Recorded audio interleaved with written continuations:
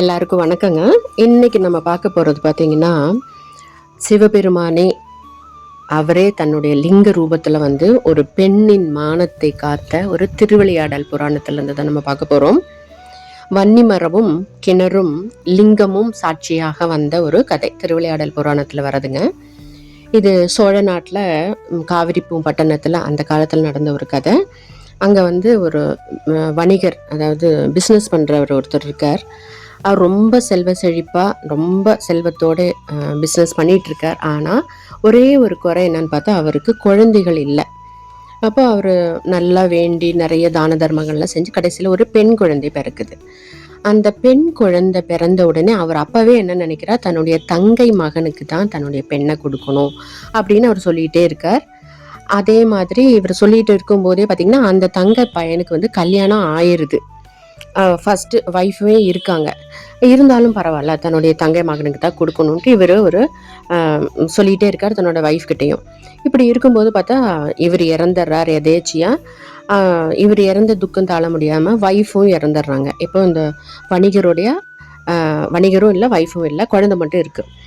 அப்போது இங்கே இருக்கிற காவிரிப்பூம் பட்டணத்தில் இருக்கிற சொந்த பந்தங்கள்லாம் அவங்களுடைய தங்க வீட்டுக்கு ஒரு ஓலை அனுப்புகிறாங்க. இந்த மாதிரி இவங்க 2 பேர் இறந்துட்டாங்க, இந்த பெண் குழந்தைய வந்து உங்கள் பையனுக்கு தான் கல்யாணம் பண்ணணும்னு நினச்சாரு, அதனால் நீங்கள் வந்து இந்த குழந்தைய கூட்டிகிட்டு போங்க அப்படிங்கிற மாதிரி ஒரு ஓலை அனுப்புகிறாங்க. அது வந்து மதுரையிலேங்க அவங்க தங்க இருக்கிறது. அப்போது என்ன பண்ணுறாங்க, தங்க ஹஸ்பண்டு, இந்த மகன், இந்த கல்யாணம் பண்ண போகிற பையன் 3 பேரும் வர்றாங்க. அவங்க சொந்த பந்தங்களோட காவிரிப்பூம் பட்டணம் வந்து இந்த பொண்ணை அழைச்சிட்டு போகலாம் அப்படின்ட்டு வர்றாங்க. இங்கே இருக்கிற சொந்த பந்தமும் சரின்னு அனுப்புகிறாங்க. ஆனால் போகிற வழியில் பார்த்திங்கன்னா நிறைய பேர் அப்போல்லாம் கால்நடையாக தான் வந்திருக்காங்க. கொஞ்சம் பேர் முன்னாடி போயிருக்காங்க, கொஞ்சம் பேர் பின்னாடி வந்துட்டுருக்குறாங்க. இவங்க 3 பேரும், அதாவது இந்த தங்கை மகனும் இந்த பெண்ணும் மட்டும் வந்துட்டுருக்காங்க.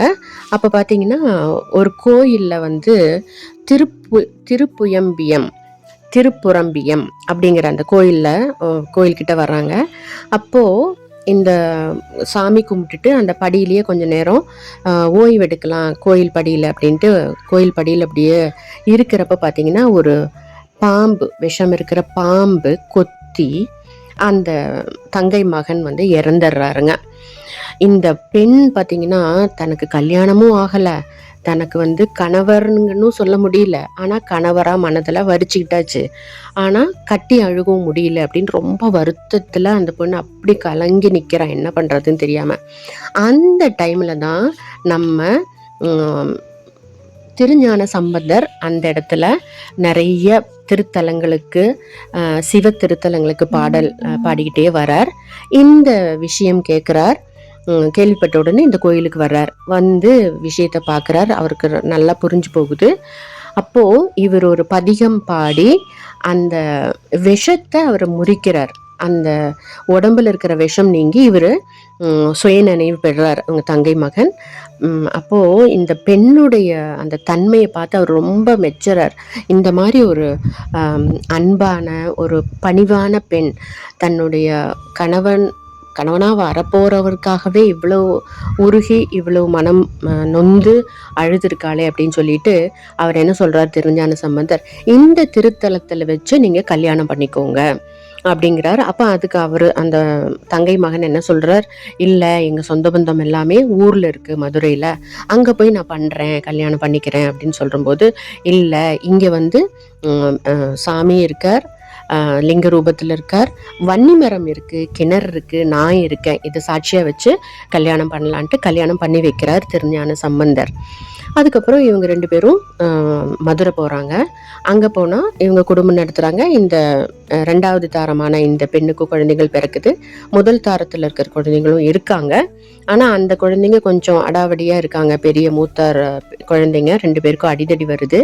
அப்போ இந்த 2 மனைவியருக்கும் இடையில மனஸ்தாபம் வருது. அப்போ அந்த பெரிய ஒய்ஃப் வந்து ரொம்ப திட்டி ரொம்ப கேவலமாக திட்டுறா, நீ வந்து கல்யாணமே பண்ணிக்காமல் இவர் கூட வந்தவ தானே அப்படின்னு ரொம்ப கீழ்த்தரமாக கேவலமாக திட்டின உடனே, உன்னோட கல்யாணத்துக்கு நாங்கள்லாம் யாருமே வரலையே, சாட்சியே இல்லையே அப்படின்னு சொல்லும்போது, இல்லை எனக்கு வந்து வன்னிமரம் இருக்குது, கிணறு இருக்குது, சிவ கோயிலில் சிவன் முன்னாடி தான் எனக்கு கல்யாணம் நடந்ததுன்னு சொல்கிறார். ஆனாலும் இந்த பெண் என்ன சொல்கிறா, அவங்களெல்லாம் சாட்சிக்கு கூப்பிடு, அவங்களெல்லாம் இங்கே வர சொல்லு அப்படின்னு அந்த பெரிய மூத்த வைஃப் சொல்கிறாங்க.